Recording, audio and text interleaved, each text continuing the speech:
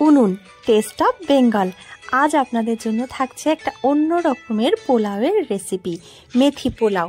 এই মেথি পোলাও রান্না আমি কিভাবে করছি সেটা আপনারা ধাপে ধাপে দেখে নিন। এখন অগ্রহায়ণ মাস, অর্থাৎ নতুন ফসল ঘরে আসার মাস। এই সময়ে আমরা নবান্ন করে থাকি নতুন চাল দিয়ে। সেই নতুন চাল দিয়েই আমি আজ রান্না করছি মেথি পোলাও। মেথি পোলাওয়ের জন্য আমি নিয়ে নিয়েছি গোবিন্দভোগ চাল, তেজপাতা, কাজু কিশমিশ, চিনি আর নিয়েছি কসুরি মেথি। এরপরে তো ঘি, একটু লবণ, একটু হলুদ অবশ্যই লাগবে। তবে আরেকটা কথা বলে রাখি, আমি রান্নাটা করছি প্রেশার কুকারে। প্রেশার কুকারে যেহেতু রান্নাটা করব, খুব সহজে মাত্র 3 মিনিটে হয়ে যাবে এই সুন্দর মুখরোচক পোলাও। প্রেশার কুকার গরম হলে তাতে আমি 2 টেবিল চামচ ঘি দিয়ে দিলাম। তারপরে দিয়ে দিচ্ছি কয়েকটা তেজপাতা। এখানে গোটা গরম মশলার ব্যবহার আজকে আমি করব না, কারণ পোলাওটাতে আমি পুরোটাই মেথির গন্ধের আস্বাদ নেব। এরপরে আমি চালটা ধুয়ে এই ঘিয়ের মধ্যে ভেজে নেব। এই ঘিয়ের সাথে কিন্তু চাইলে আপনারা একটু রিফাইন তেলও ব্যবহার করতে পারেন। এখানে 3 কাপ চাল আমরা নিয়েছি। উনুন টেস্ট অফ বেঙ্গল সবসময় খুব সহজ পদ্ধতিতে আপনাদের রান্না দেখানোর চেষ্টা করে থাকে। তাই যদি আপনাদের ভালো লাগে অবশ্যই কিন্তু সাবস্ক্রাইব করে বেল আইকনে গিয়ে অল নোটিফিকেশনটা অন করতে একদম ভুলবেন না। চালের মধ্যে পরিমাণ মতো লবণ আর সামান্য হলুদ দিয়ে আমরা চালটা 5 থেকে 6 সেকেন্ড ভেজে নিচ্ছি হালকা আঁচে। আর 1 টেবিল চামচ মতন কসুরি মেথি দিয়ে দিচ্ছি।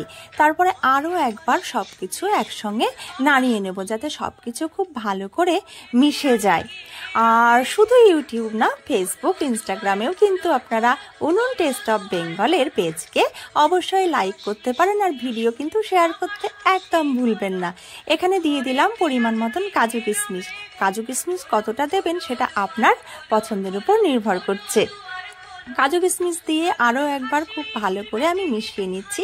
আর ততক্ষণে আমি আলাদা দিকে একটু জল গরম করে নিয়েছি। এখানে উষ্ণ গরম জল দিলাম। 3 কাপ চালের জন্য 4 কাপ জল আমি দিলাম।